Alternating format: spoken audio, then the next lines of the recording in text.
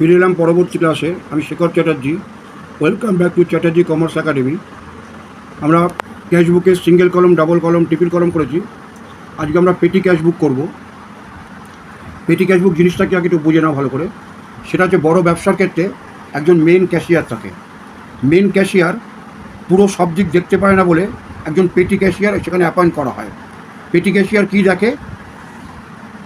সে ছোটো ছোটো খরচাগুলো, যেমন কিছু পোস্টেজের জন্য কিছু খরচা হবে, এনভেলপ কিনতে হবে, কিছু জেরক্স করবে, কোনো মিসলেনিয়াস খরচা করবে। এই ছোটো ছোটো খরচাগুলো, কেউ কোনো ক্লায়েন্ট এলো তাকে চা খাওয়াবে, কোনো জায়গায় যাবে তাকে গাড়ি ভাড়া দেবে, এরকম ছোটো ছোটো খরচাগুলো পেটি ক্যাশিয়ার করে। তো পেটি ক্যাশিয়ারকে পেন ক্যাশিয়ার করে কি, অগ্রিম টাকা দিয়ে যায়। যদি উইকলি হয় উইকলি, মান্থলি হয় মান্থলি, অগ্রিম টাকা দিয়ে যায়। সেই সিস্টেমটাকে বলে ইমপ্রেস সিস্টেম। ইমপ্রেস সিস্টেম মানে অগ্রিম টাকা দেওয়া হয়েছে। এই ইমপ্রেস সিস্টেম কাকে বলে? A fund used by a business for small items of expenditure খরচ and restore to a fixed amount periodically. মানে পেরিওডিক্যালি মানে চক্রাকারে জিনিসটা ঘুরবে আর কি, বারবার জিনিসটা দেবে। তাহলে একজন ব্যবসায় একটা স্মল অ্যামাউন্ট খরচের জন্য পেটি ক্যাশিয়ারকে দিয়ে দেয় এবং সেই টাকাটা খরচা হলে তাকে অগ্রিম আবার দিয়ে দেওয়া হয়। এটাই হচ্ছে ইমপ্রেস সিস্টেম। ইমপ্রেস সিস্টেমে পেটি ক্যাশটা হয়। এবার অঙ্কটা কীরকম? আচ্ছা, অঙ্কটা পরে বলছি। আগে ছকটা হচ্ছে এরকম হবে পেটি ক্যাশ বুকের। এরকম উপরে হেডিং হবে অ্যানালিটিক্যাল পেটি ক্যাশ বুক। ডেবিট ক্রেডিট তো লিখতেই হবে। এবার যতগুলো আইটেম হবে তার আইটেমের একটা টোটাল ঘর হবে, তারপরে যতগুলো আইটেম হবে তার একটা করে ঘর হবে এবং টোটাল আইটেমের ব্যালেন্স টানতে হবে। এই প্রত্যেকটা আইটেমের ব্যালেন্স টানতে হয় না। যেহেতু টাকাটা একবার পাওয়া যায়, তার জন্য রিসিপ্টের একটাই ঘর হবে, সেটাও ডেবিট দিকে থাকবে। রিসিপ্টের ক্ষেত্রে 2 লিখতে হবে আর খরচাগুলো বাই লিখতে হবে। এটা হচ্ছে সিস্টেম। ফরম্যাটটা হচ্ছে এরকম, আমি দেখিয়ে দিলাম।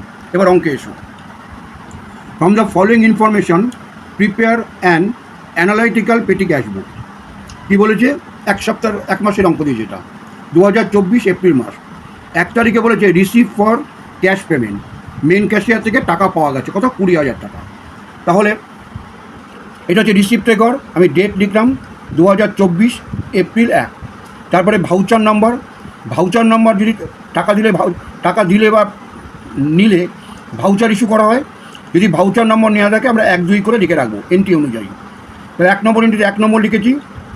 টাকাটা রিসিভ করেছে পেটি ক্যাশিয়ার, তাহলে ডেবিট দিকে বসলো টু ক্যাশ অ্যাকাউন্ট 20,000 টাকা। এই একবারই পেলো সে এই অঙ্কটার ক্ষেত্রে, টু ক্যাশ অ্যাকাউন্ট 20,000 টাকা। এইবারে বিভিন্ন খরচা দিয়েছে। 2 তারিখে কী বলেছে? পেইড ফর পোস্টেজ 1600 টাকা। তাহলে 2 তারিখের আমি ডেট দিলাম, ভাউচারে 2 লিখলাম। এবার এটা যেহেতু ক্রেডিট দিকে যাবে টাকাটা, লিখতে হবে বাই পোস্টেজ অ্যাকাউন্ট, টোটালে 1600 টাকা। আর এই পোস্টেজ বলে একটা ঘর করেছি, পোস্টেজ অ্যান্ড টেলিগ্রাম, এটা পোস্ট অফিস সংক্রান্ত খরচা, সেখানে লিখলাম 1600 টাকা। নেক্সট এন্ট্রি 5 তারিখ পেইড ফর স্টেশনারি। তাহলে 5 তারিখের ডেট দিলাম, ভাউচারে 3 লিখলাম, 3 নম্বর এন্ট্রি বাই স্টেশনারি অ্যাকাউন্ট, টোটালে বসলো 1000 টাকা, স্টেশনারিতে বসলো 1000 টাকা। নেক্সট এন্ট্রি 5 তারিখে পরে 12 তারিখ পেইড ফর ওয়েজেস। 12 তারিখ 4 নম্বর এন্ট্রি, 4 নম্বর ভাউচার দিলাম বাই ওয়েজেস অ্যাকাউন্ট 800 টাকা, ওয়েজেসে গিয়ে বসলো 800 টাকা। 16 তারিখ পেইড ফর ক্যারেজ মানে হচ্ছে গাড়ি ভাড়া, এবং এই গাড়ি ভাড়াটা হচ্ছে জিনিস বওয়ার জন্য গাড়ি ভাড়া। যদি যাতায়াতের জন্য গাড়ি ভাড়া দেয় সেটাকে কনভেন্স বলে, কনভেন্স বা ট্রাভেলিং সেটাকে বলে। আর ক্যারেজ মানে হচ্ছে কোনো পণ্য বহন করার যে গাড়ি ভাড়া তাকে ক্যারেজ বলে। 16 তারিখ বাই ক্যারেজ অ্যাকাউন্ট খরচা হচ্ছে টোটালে 600 টাকা, আর ক্যারেজের ঘরে 600 টাকা। নেক্সট 20 তারিখ পেইড ফর কনভেন্স খরচা হয়েছে 20 তারিখ 6 নম্বর ভাউচার বাই কনভেন্স অ্যাকাউন্ট 880 টাকা, কনভেন্সে 880 টাকা। খুব সিম্পল অঙ্ক একদম। 25 তারিখ পেইড ফর ট্রাভেলিং এক্সপেন্সেস। 25 তারিখ 7 নম্বর ভাউচার বাই ট্রাভেলিং এক্সপেন্সেস 3,200 ট্রাভেলিংয়ে 3,200। 28 তারিখ paid for office cleaning, office পরিষ্কার করার জন্য খরচা হয়েছে। তাহলে 28 তারিখ 8 নম্বরে বাই অফিস ক্লিনিং 400 টাকা। এবার অফিস ক্লিনিংটার জন্য কোনো এন্ট্রি না করলে লাস্ট একটা ঘর করতে হয় সানডিস অথবা মিসলেনিয়াস বা জেনারেল এক্সপেন্সেস। লাস্ট ঘরে সানডিস বা জেনারেল এক্সপেন্সেস ঘর হয়েছে, সেটাকে লেখা হয়েছে 400 টাকা এখানে, মানে এটার জন্য কোনো হেড করা হয়নি। নেক্সট এন্ট্রি 29 তারিখ পেইড ফর কুরিয়ার। কুরিয়ারটা কিসের মধ্যে পড়ে? কুরিয়ারটা পোস্টেজ অ্যান্ড টেলিগ্রামের মধ্যে পড়ে। তাহলে 29 তারিখ বাই টেলিগ্রাম অ্যাকাউন্ট টোটালে 800 টাকা, পোস্টেজ অ্যান্ড টেলিগ্রামে 800 টাকা।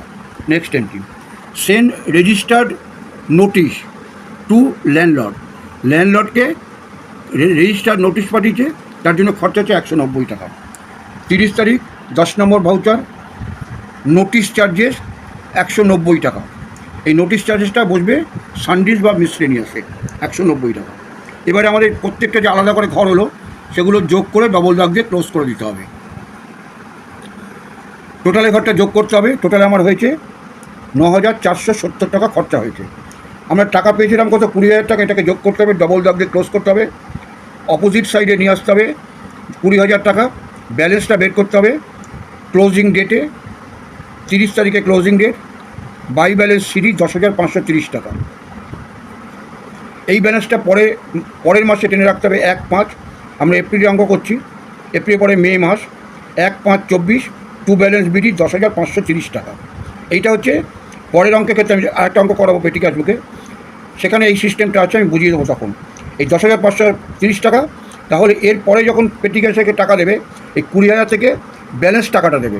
এইটাকেই বলা হয় ইমপেস সিস্টেম। নেক্সট অঙ্কে আমি সেটা বোঝাবো। ইমপেস সিস্টেমটা কীরকমভাবে ফলো করা হয় সেটা বোঝানোর জন্য আরেকটা অঙ্ক করবো। সেই জিনিসটা এই অঙ্কের মধ্যে আছে। Raju maintain a columnar petty cash book on the imprest system. The imprest amount is ₹5,000। তাহলে টোটাল টাকা সে 5,000 টাকা পাবে। From the following information show how is petty cash book would appear for the weekend date 12 September 2019। 2019 September 7। Petty cash বুকের ঘরটা তো দেখে আগের অঙ্কে করিয়েছি আমি। ব্যালেন্স ইন হ্যান্ড 1,349 টাকা। অঙ্কে চলে এসো। এই পেটি ক্যাশ বুকের ছক ডেবিট ক্রেডিট অ্যানালাইটিক্যাল পেটি ক্যাশ বুক রিসিভ আগের অঙ্কে যেরকম বলেছিলাম সেরকম ছক ফরম্যাটটা হবে। তাহলে কি বলেছে? সেপ্টেম্বরের 7 তারিখে বলেছে 2019-এর অঙ্ক 7 থেকে ব্যালেন্স আছে টু ব্যালেন্স বিডি রিসিভ সাইডে 1,349 টাকা। এই ব্যালেন্সটার মানে হচ্ছে এটা হচ্ছে সেপ্টেম্বর বলেছে, তার মানে এই ব্যালেন্সটা হচ্ছে আগস্ট মাসে যে পেটি ক্যাশ বুকটা আগের সপ্তাহে যে পেটি ক্যাশ বুকটা মেনটেন করা হয়েছিল তার ব্যালেন্স, সেই টাকাটা বেঁচে গেছে।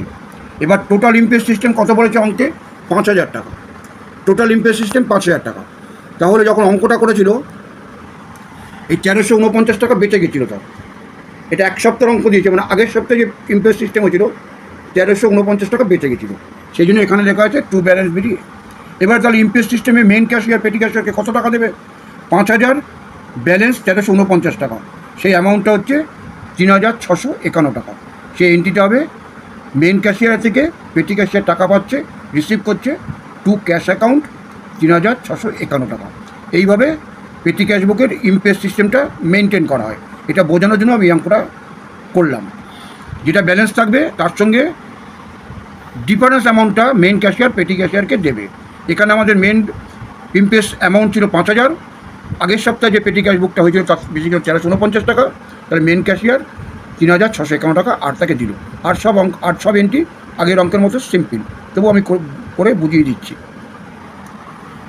আচ্ছা,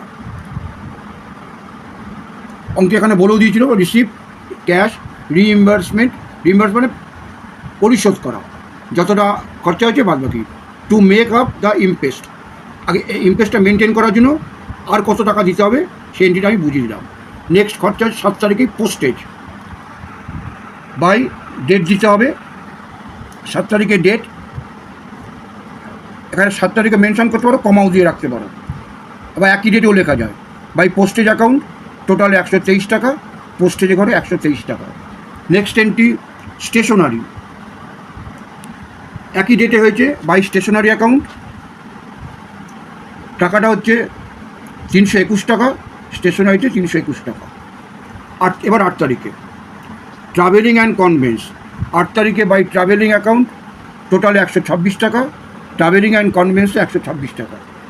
ওই দিনই হয়েছে miscellaneous expenses. By miscellaneous expenses টোটালে 11 টাকা, মিসলেনিয়াস এক্সপেন্সে 11 টাকা। নেক্সট ওই দিনে এন্ট্রি হচ্ছে এন্টারটেনমেন্ট। বাই এন্টারটেনমেন্ট টোটালে 72 টাকা, এন্টারটেনমেন্টে 72 টাকা। নেক্সট এন্ট্রি 9 তারিখে রিপেয়ার্স। 9 তারিখে বাই রিপেয়ার্স 1567 টাকা, রিপেয়ার্সে করে 1567 টাকা। নেক্সট এন্ট্রি 10 তারিখ পোস্টেজ। বাই পোস্টেজ টোটাল 174 টাকা, পোস্টেজে 174 টাকা। ওই দিনকে আর একটা এন্ট্রি আছে ট্রাভেলিং। বাই ট্রাভেলিং অ্যাকাউন্ট 673 টাকা, ট্রাভেলিংয়ে 673 টাকা। নেক্সট 12 তারিখ miscellaneous expenses. By miscellaneous expenses 201 টাকা, মিসলেনিয়াস এক্সপেন্স 201 টাকা। ওই দিনকে আর একটা এন্ট্রি পোস্টেজ।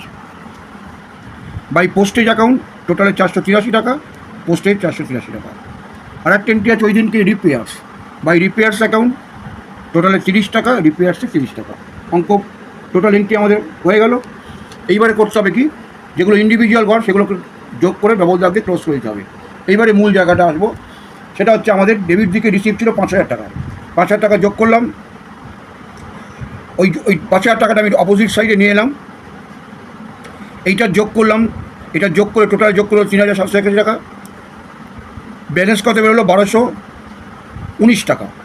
তাহলে to balance BD, to balance CD 1219 টাকা বেরোলো।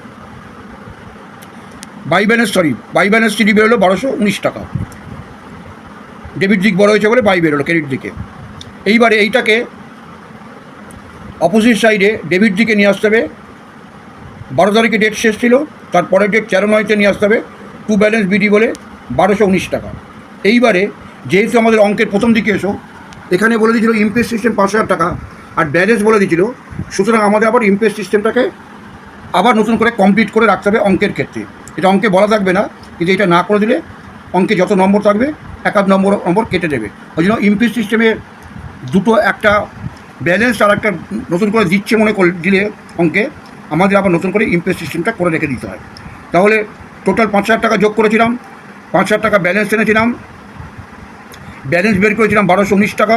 বাই ব্যালেন্স সিডি লিখেছিলাম, এদিকে বিডি করেছিলাম, এদিকে আবার ইমপ্রেস সিস্টেমে টু ক্যাশ অ্যাকাউন্ট 13/9-তে মেন ক্যাশিয়ার থেকে পেটি ক্যাশিয়ার পাচ্ছে 3781 টাকা। পরের বছরের পরের সপ্তাহের 5000 টাকা ইমপ্রেস সিস্টেমটা করে রেখে দিতে হবে। এইটাই মূল অঙ্কটা। অঙ্কটা ভালো করে ফলো করবে। যদি কোনো জায়গায় কোনো অসুবিধা হয় কমেন্টসে জানাবে, আমি ডিটেলে আরেকবার বলে দেবো। ভিডিওটা লাইক করবে, শেয়ার করবে, সাবস্ক্রাইব করবে আর নোটিফিকেশানটা অন করে রাখবে, তাহলে পরের আপলোড হলে সবার প্রথমে তোমার কাছে গিয়ে পৌঁছবে।